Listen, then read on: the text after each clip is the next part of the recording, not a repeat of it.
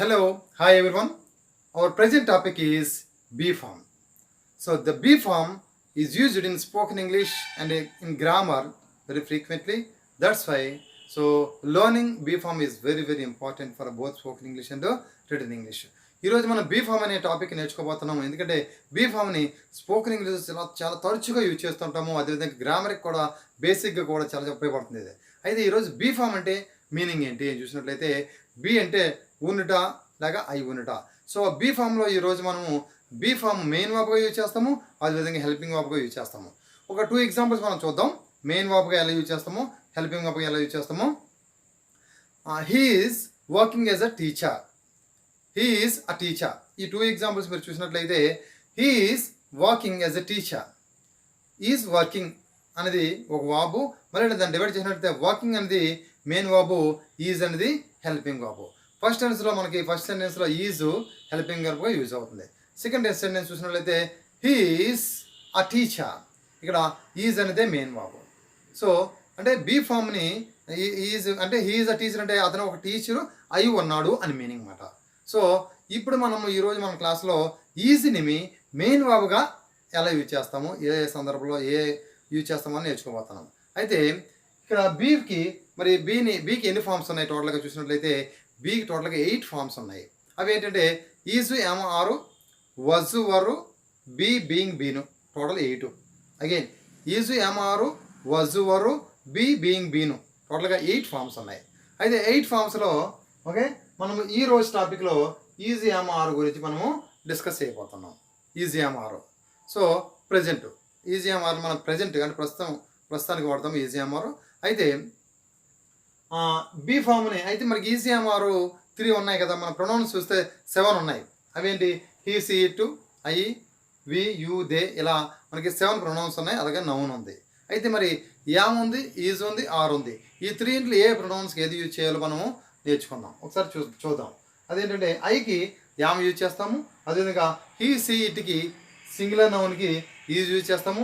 Yes అని అంటే singular noun అంటే ఒక వ్యక్తి పేరు లేక ఒక వస్తువు పేరు. అదేవిధంగా you, we, they plural noun. PN అంటే ప్లూరల్ నౌను, పిఎన్ అంటే plural noun. Okay so plural noun అంటే ఏమి లేదు, ఇద్దరు వ్యక్తులు ఒకరికంటే ఎక్కువ మనుషులు లేక వ్యక్తులు లేక పర్సన్స్ లేక ఒకరికంటే ఎక్కువ వస్తువులు యూజ్ చేసినట్లయితే మనం ప్లూరల్ నౌన్ యూజ్ చేస్తాము. దాన్ని కూడా ఆర్ యూజ్ చేయాలి. For example Ravi and Raghu are అని యూజ్ చేస్తాము. అలాగే అదేవిధంగా వీటికి షార్ట్కట్ ఫామ్స్ కూడా ఉంటాయి. అలాగే షార్ట్కట్ ఫామ్స్ లేక కాంట్రాక్టెడ్ ఫామ్స్ అని చెప్పేసి అంటాం. ఇవి చాలా ఇంపార్టెంట్. ఎందుకంటే ఎందుకు ఇంపార్టెంటో మీకు ప్రాక్టికల్గా చెప్తాను. ఫస్ట్ అవి చెప్పిన తర్వాత అవి ఎందుకు ఇంపార్టెంటో చెప్తాను. సో ఆ షార్ట్కట్స్లో మనకి పాజిటివ్ షార్ట్కట్స్ ఉంటాయి, నెగిటివ్ షార్ట్కట్స్ కూడా ఉంటాయి. అయితే పాజిటివ్గా షార్ట్కట్స్ ఎలా చూసినట్లయితే చూడండి, ఐయాము ఫుల్ ఫాము, అదేవిధంగా ఐయామ్ ఐ పెట్టి ఎఫాస్ట్ పెట్టి ఎం పెడితే అది షార్ట్కట్ ఫామ్ లేక కాంట్రాక్టర్ ఫామ్. అదేవిధంగా హీఈస్కి హీఈస్ అంటాం కదా, హీస్ హీ పక్కన ఎఫాస్ట్ పెట్టి ఎస్ పెడితే హీస్ అవుతుంది. సి పక్కన ఎస్ పెడితే సీస్, ఇటు పక్కన ఎస్ పెడితే ఇట్స్. ఇలా షార్ట్ కట్స్ యూజ్ చేస్తాము. ఫుల్ ఫామ్ అయితే షీ పక్కన ఎఫాస్ట్ పెట్టి ఎస్ పెట్టాము, సీస్ అది ఫుల్ ఫాము సి ఈజ్. అదేవిధంగా నెగిటివ్ చూసినట్లయితే నెగిటివ్ చూద్దాం. ఇలా యామెంట్, ఇగో యామ్ నాట్, అలాగే ఈజింట్, ఈజ్ నాట్, అదేవిధంగా ఆరెంట్, ఆర్ నాట్. ఓకే అయితే వీటిని ఎలా యూజ్ చేస్తాం, ఎందుకు అవి నేర్చుకోవాలని చూసినట్లయితే ఒకసారి ఇక్కడ చూద్దాం. ఎగ్జాంపుల్ చూసినట్లయితే ఇక్కడ ఐఆమ్ అట్ హోమ్ అని ఒక ఎగ్జాంపుల్ రాశాను నేను. ఇక్కడ మీకు ఐఆమ్ అట్ హోమ్ అని ఇలా ఫుల్ ఫామ్ రాసుకోవచ్చు. అదేవిధంగా ఐఆమ్ అట్ హోమ్ అని ఇలా షార్ట్కట్ ఫామ్ ఉపయోగించి కూడా రాస్తే ఇప్పుడు మీకు అర్థం కావాలి కదా. అదేవిధంగా ఇక్కడ ఒక example are you at home అని మిమ్మల్ని ఎవరైనా అడిగారు, ఆర్ యూ అట్ హోమ్ అని అడిగితే మీరు ఆన్సరు ఉంటే ఎస్ ఐ యామ్ అని యూజ్ చేస్తారు, లేకపోతే నో ఐ యామెంట్ అని యూజ్ చేస్తారు. సో అప్పుడు జనరల్గా నో ఐ యామ్ నాట్ అని యూజ్ చేయము, అంటే యామ్ నాట్ అని ఫుల్ ఫామ్ యూజ్ చేయము, మనము షార్ట్కట్ ఫామ్ యూజ్ చేస్తాం. అందువల్ల ఈ షార్ట్కట్ ఫామ్స్ అలా నేర్చుకోవాల్సిన అవసరం ఉంది. సో ఇప్పుడు మనం టాపిక్లో వెళ్దాం. అయితే అంటే ఈ టాపిక్ అంటే యూసేజ్.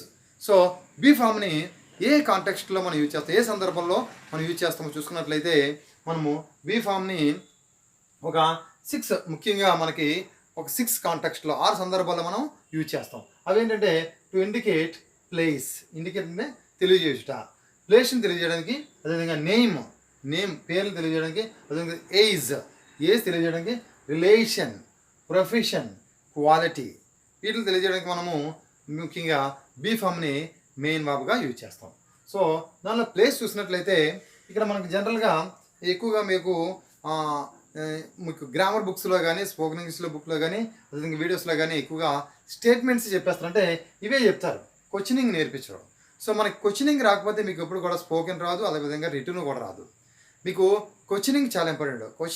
క్వశ్చన్ ఎలా చేయాలి, మనకి క్వశ్చన్ అనేది 2 టైప్స్ WH క్వశ్చన్స్ ఉంటాయి, అదేవిధంగా SR క్వశ్చన్స్ అని చెప్పేసి 2 టైప్స్ ఆఫ్ మనకి క్వశ్చన్స్ ఉంటాయి.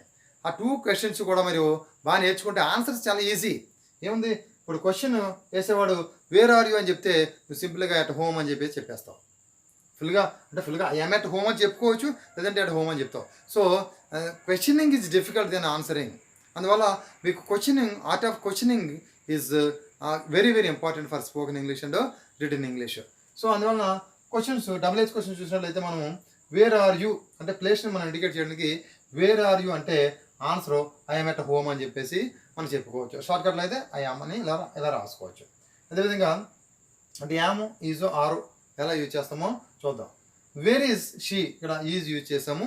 ఈజ్ని వేర్ ఈజ్ షీ, ఆమె ఎక్కడ ఉంది అని అడిగితే షీ ఈజ్ ఎట్ హోమ్, ఆమె ఇంటి దగ్గర ఉంది అని. ఉంది అంటే చెప్పాను కదా మీకు బి అంటే ఉంది లేక అయి ఉండటం అని మీనింగ్. సో అదేవిధంగా వేర్ ఆర్ దే, వాళ్ళు ఎక్కడ ఉన్నారు అంటే పిల్లలు, చిల్డ్రన్ అంటే దే ఆర్ అట్ పార్క్, వాళ్ళు పార్క్లో ఉన్నారు అని చెప్పేసి ఇలా ఆన్సర్ చెప్తాం. ఇది SR క్వశ్చన్స్ ఇలా అడుగుతాం, WH క్వశ్చన్స్. మరి SR క్వశ్చన్స్ చూసినట్లయితే SR క్వశ్చన్స్ ఎప్పుడు కూడా హెల్పింగ్ వర్బ్తో బిగిన్ అవుతాయి. WH క్వశ్చన్స్ క్వశ్చన్ వర్డ్స్తో బిగిన్ అయ్యి హెల్పింగ్ వర్బ్ తర్వాత సబ్జెక్ట్ వస్తుంది అనమాట.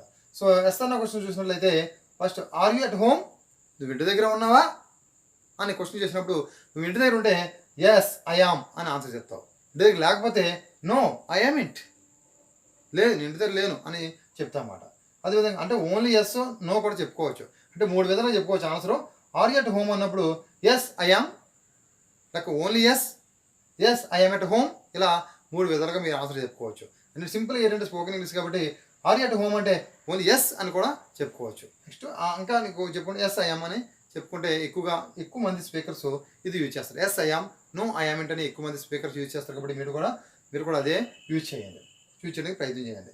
సో ఈ చూసినట్లయితే మరి షీ ఎట్ హోమ్, ఆమె ఇంటి దగ్గర ఉందని ఎవరైనా క్వశ్చన్ చేసినప్పుడు ఎస్ షీ ఈజ్ అంటే క్వశ్చన్లో ఏ సబ్జెక్ట్ ఉంటే దానికి తగ్గట్టుగా దాని సూటబుల్ సబ్జెక్ట్ మనం యూజ్ చేయాలి.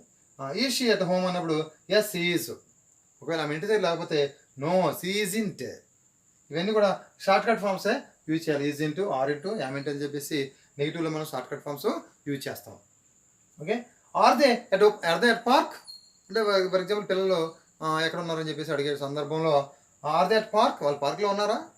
ఎస్ దే ఆర్, వాళ్ళు పార్క్లో ఉన్నారు. నో దే ఆర్ లేదు, వాళ్ళు పార్క్లో లేరు. ఇది ప్లేస్ గురించి.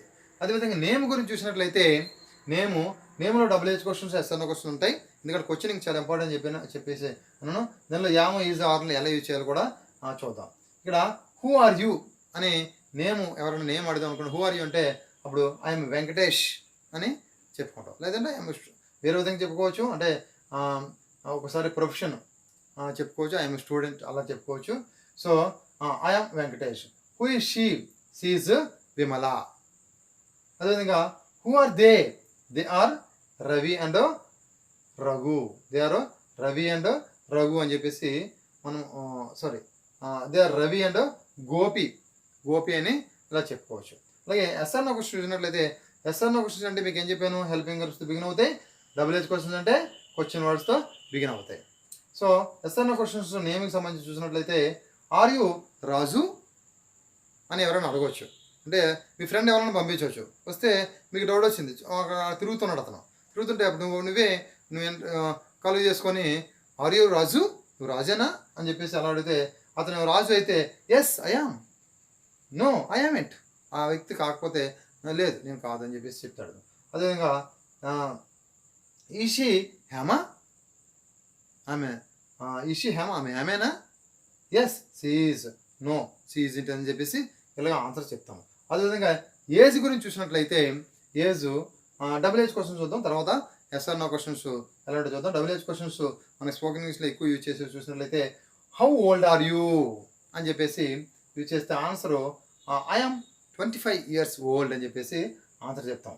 ఓకే, అదేవిధంగా ఈజ్తో చూసినట్లయితే హౌ ఓల్డ్ ఈజ్ షీ అని క్వశ్చన్ చేసినట్లయితే answer she is 20 years old, she is 25 years old, ఎంత ఏదైతే అంతా చెప్తాం. అదేవిధంగా ఆర్తో చూసినట్లయితే హౌ ఓల్డ్ ఆర్ దే, వాళ్ళ ఏజ్ ఎంత క్వశ్చన్ వస్తుంది ఇక్కడ, question mark. So they are 10 years old. For example చిన్నపిల్లలు అక్కడ ఉన్నారు కొంతమంది గుంపుగా. సో అప్పుడు హౌ ఓల్డ్ ఆర్ దే అంటే దే ఆర్ 10 years old అని ఇలా మన కాంటెక్స్ట్ పెట్టి చెప్పుకుంటాం. అదేవిధంగా ఎస్ఆర్ క్వశ్చన్స్ చూసినట్లయితే ఆర్ యూ 45 years old అంటే ఫర్ ఎగ్జాంపుల్ ఇప్పుడు చూడండి, కోవిడ్కి వ్యాక్సిన్ వేసేటప్పుడు 45 years అబవ్ ఉన్న వాళ్ళకే వ్యాక్సిన్ వేసేవారు. సో నేను వెళ్ళిన హాస్పిటల్కి వెళ్ళినట్లే ఆర్ యూ 45 years old అని అడిగితే yes I am, no I am not అని చెప్పేసి అలా చెప్పుకోవచ్చు. అదేవిధంగా ఈ షీ 10 years old, ఆమెకి 10 years ఆమె వయసు, ఎస్ షీ ఈజ్ ఆమెకి 10 years. అదేవిధంగా నో షీ ఈజింట్, ఆమెకి 10 years కాదు అని ఈ విధంగా మనము చెప్పుకుంటాం. Okay, now relation. సో రిలేషన్స్కి డబుల్ ఏజ్ క్వశ్చన్స్ ఎలా అడుగుతాము, ఎస్ఆర్ క్వశ్చన్స్ ఎలా అడుగుతామో చూద్దాం. సో హూ ఆర్ యూ అని అడిగినప్పుడు answer I am son of Lakshman, ఇలా ఈ విధంగా ఆన్సర్ చేస్తాం అన్నమాట. హూ ఆర్ యూ అంటే సో హూ ఇస్ షీ అంటే she is my sister, she is my mother అంటే ఆమె మా అక్క లేక మా అమ్మ అని చెప్పేసి ఈ విధంగా ఆన్సర్ చెప్తాం. అదేవిధంగా హూ ఇస్ హీ అతను ఎవరు అంటే he is my brother, he is my father, ఈ విధంగా ఆన్సర్ చెప్తాం అన్నమాట. అదేవిధంగా ఎస్ఆర్ క్వశ్చన్స్ చూసినట్లయితే ఈ రిలేషన్స్ అడిగేటప్పుడు are you son of Lakshman, Lakshman కొడుకువా అంటే ఎస్ ఐ యామ్, నేను లక్ష్మణ్ కొడుకునే, నో ఐ యామెంట్, నేను లక్ష్మణ్ కొడుకుని కాదు, ఆ విధంగా ఆన్సర్ చెప్తాం. అదేవిధంగా ఈజ్ హీ యువర్ బ్రదర్, అతను మీ బ్రదరా, or is she your sister, మీ సిస్టరా, ఈ విధంగా అడుగుతాం అన్నమాట. So is he your brother అంటే ఎస్ హీ ఈజ్, మా బ్రదరే అతను, నో హీ ఈజింట్, మా బ్రదర్ కాదు, ఈ విధంగా మనం ఆన్సర్ చేస్తాం. నెక్స్ట్ ఫిఫ్త్ వన్ ప్రొఫెషన్కి వచ్చినట్టయితే ప్రొఫెషన్ అంటే వృత్తి. వృత్తి అడిగేటప్పుడు జనరల్గా మన తెలుగులో మీ నాన్నగారు ఏం చేస్తున్నారు అని అడుగుతాం. దానికి true translation what is your father doing, but ఇంగ్లీష్లో అలా అడగరు, ఏమంటారంటే వాట్ ఈజ్ యువర్ ఫాదర్, మీ నాన్నగారు ఏం చేస్తున్నారు అనడానికి what is your father. Okay, so అది వాట్ ఆర్, నువ్వేం చేస్తున్నావు అంటే వాట్ ఆర్ యూ, ఈ విధంగా క్వశ్చన్ చేస్తారన్నమాట.